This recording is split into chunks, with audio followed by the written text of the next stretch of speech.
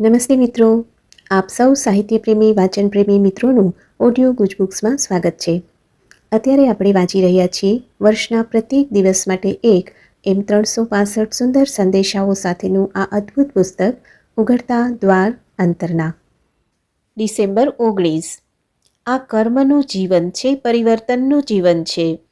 આત્મસંતુષ્ટ થઈને બેસી ન રહો, કારણ કે તમે આત્મસંતુષ્ટ હો ત્યારે સહેલાઈથી ઘરેડમાં પડી જાઓ છો અને એમાંથી સ્થગિતતા આવે છે. તમારે પોતાનું આધ્યાત્મિક કાર્ય કરવાનું છે.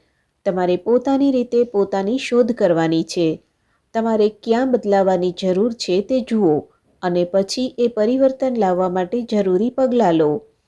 આ પરિવર્તન અસુખકારક હોય તો એ જેટલું જલ્દી આવે તેટલું એ વધારે સહેલું બને છે. પાટો ધીરે ધીરે ઉખાડવાને બદલે ઝડપથી ઉખાડી નાખો તો એ ઓછી પીડા આપે છે. એટલે શું કરવું એની જો તમને ખબર જ છે તો એ કરો. એના વિશે વિચારવામાં સમય ન વેડફો.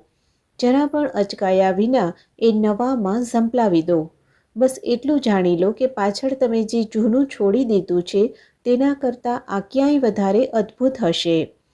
પરિવર્તન સાથે આવે છે જીવન, ભરપૂર અને ભવ્યોજ્વલ જીવન. એ તમારી સામે ધરવામાં આવી રહ્યું છે. એને ગ્રહણ કરો અને એ માટે સદા સર્વદા આભાર માનતા રહો. આપનો આજનો દિવસ શુભ રહે.